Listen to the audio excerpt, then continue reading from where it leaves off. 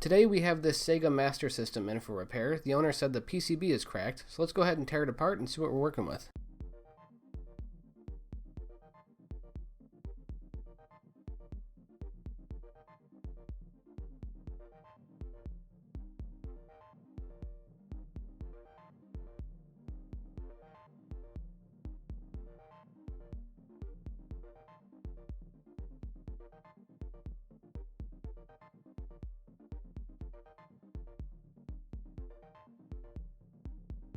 If you look close enough, you may be able to see this giant crack on this PCB that is disappearing underneath this Sega chip, so we're going to have to remove this to see what damage we're working with.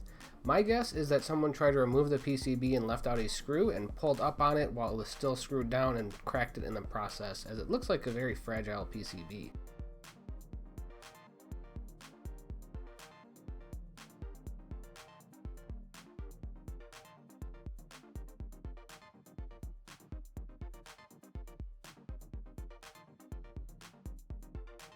Since we're on the subject of PCBs, this video is sponsored by PCBWay. They offer a variety of PCB services ranging from standard PCB to rigid flex. Simply upload your Gerber files for a quick build time and amazing quality PCBs. In addition to PCBs, they also offer CNC, injection molding, and 3D printing services, which I'll definitely be using in the future. Definitely check out their website, and thank you so much PCBWay for sponsoring my channel. In order to restore structural integrity to this PCB, I have to solder both of these two halves together. And I'm not just going to do it with two solder joints. I'm actually going to flood both sides with solder, then take a piece of tin that also has solder on it, and then heat it up using my iron and position it into place to create a very strong bond. This requires a lot of dwell time, but I don't think it's a problem as it's on a ground plane, and I just think there's not a lot of heat sensitive components in this general area, but it will be very hot, and it will allow for a very cool looking solder joint process. Like, this is just mesmerizing for some reason. I want to touch it even though I know I shouldn't. It's just, I don't know, something about molten solder just looks so nice.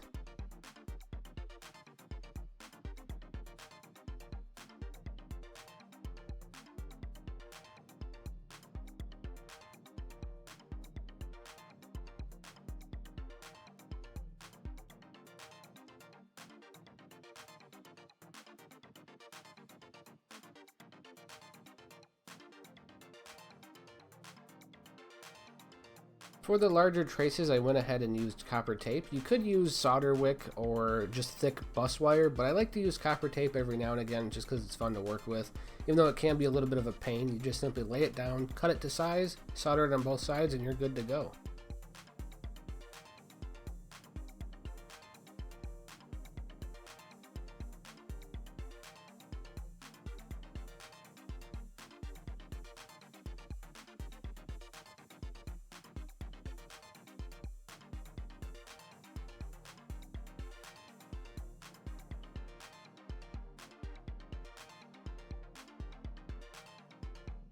Now it's time to solder the tape to the PCB. Load it up with flux and hit it with a large soldering iron tip. This large tip allows for a better heat transfer on this larger surface area copper and overall makes the process a lot easier.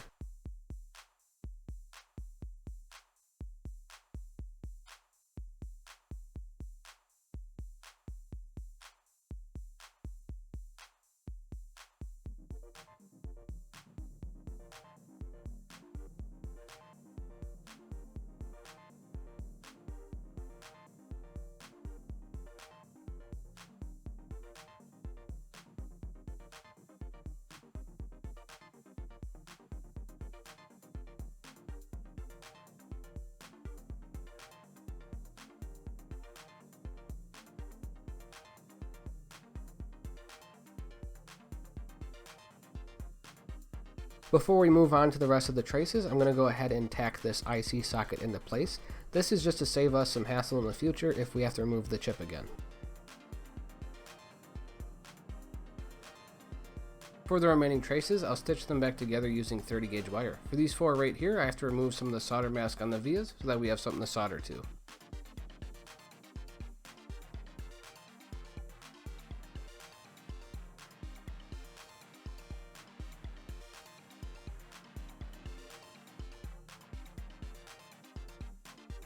And across the crack on the PCB, we'll expose some copper that we can solder to for the other end of the jumper wire.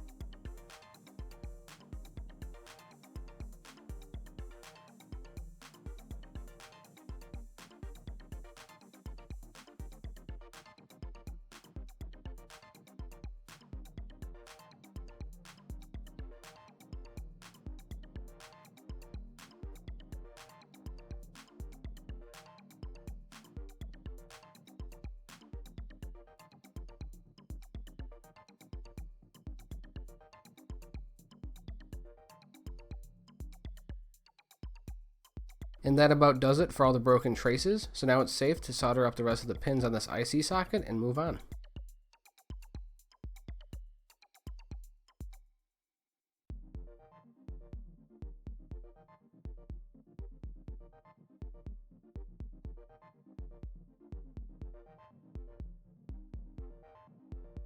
I think I might be the last person to open up this console for quite some time, so I thought it would be a good time to just go ahead and replace all the electrolytic capacitors as a preventative maintenance measure. A lot of them had broken solder joints, and since I had it already opened, I figured, why not just go ahead and replace every single one to prolong the life of this system.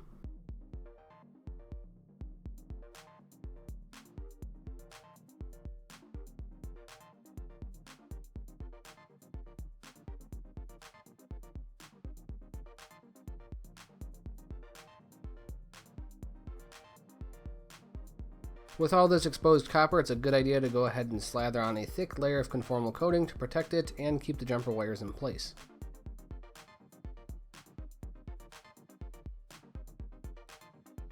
I think it's time to test this thing out, so let's go ahead and reassemble it and see if it works.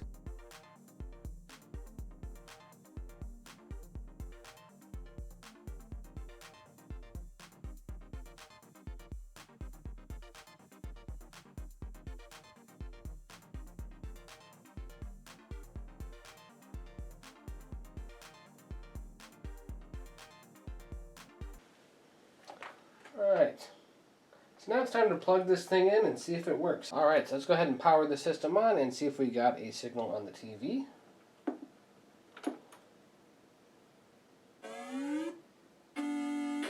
Alright, there we go. So the trace repair was a success, and I think this is the game that is included on the BIOS.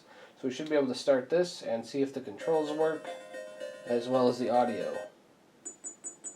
And no doubt I will be absolute trash at this. Alright, so the controls work, audio sounds good, video looks good, and I am trash at this. Like, how do you win? I'm pushing one button, I'm just getting lapped. Alright, so that's enough of that. The system works, the repair was a success, and that's it for this video. Thank you so much for watching, and thank you again to PCBWay for sponsoring my channel. I have a very fun project coming up that will require their PCB services, and I hope you stick along for that, because it will, it'll be something for Game Boys, and I think a lot of you may enjoy it. It's going to be a very out there project, and I'm looking forward to completing it. But that is for a later video. Thank you so much for watching, and I will see you next time.